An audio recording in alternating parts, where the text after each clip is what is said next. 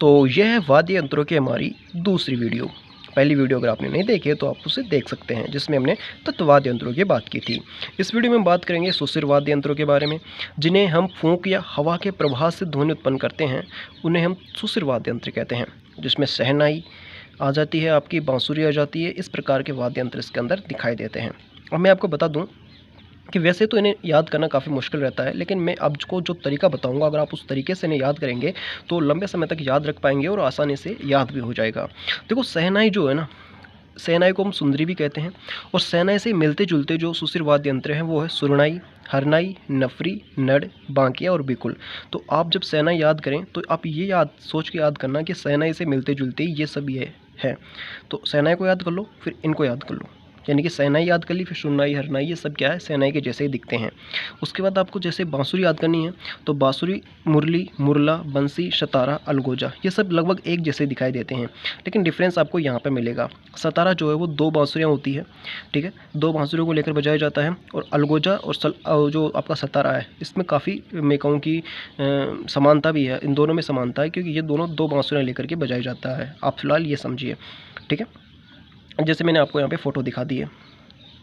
फिर आता है सिंगी या सिंगा, मोरचंग, मशक, भूंगल या भेरी, शंख, पुंगी या बीन, हारमोनियम, नागफनी, तुरही, तारपी या तारपा, है बांसुरी। देखो, बांसुरी के जो प्रसिद्ध वादक है ना, वो है हरिप्रसाद चौरसिया, और इसके अलावा एक और है पन्नालाल घोष। हरिप्रसाद चौरसिया को आप बांसुरी का जादूगर भी कह सकते हैं। शहनाई की बात करें तो सुशिर वाद्य यंत्रों में सर्वश्रेष्ठ माना जाता है शहनाई, ठीक है। शहनाई सुशिर वाद्य यंत्रों में सबसे सर्वश्रेष्ठ माना जाता है। प्रमुख वादक इसके हैं उस्ताद बिस्मिल्लाह खां, शहनाई के जादूगर इन्हें कहा जाता है। उसके अलावा चांद मोहम्मद खान, मांगी बाई जो कि मेवाड़ की है, ये प्रसिद्ध शहनाई वादक भी है और मांड गायिका भी है। देखो, शहनाई जो होती है वो बेसिकली आपको पता है इस प्रकार से होती है। इसमें 8 छेद होते हैं, जिससे मैं आपको गिनाऊँ इस प्रकार से 1 2 3 4 5 6 7 8, ऐसे 8 छेद होते हैं। और जो ये है वो शीशम या सागवान की लकड़ी से बनती है, ठीक है। आगे चलते हैं। आगे है सुरनाई। सुरनाई प्रमुख वादक जो है सुरनाई का, वो है पेपे खां या धूगे खां, ये दोनों इसके फेमस वादक हैं। अगला आता है अपना अलगोजा। अलगोजा राज्य वाद्य यंत्र है। जैसे हमारा राज्य पुष्प होता है, राज्य मैं कहूँ कि राज्य पक्षी होता है, उसी प्रकार अलगोजा जो है हमारा राज्य वाद्य यंत्र है, ठीक है। इसके जो प्रसिद्ध वादक हैं वो है धोंदे खां। धोंदे खां को इसका प्रसिद्ध वादक कहा जाता है।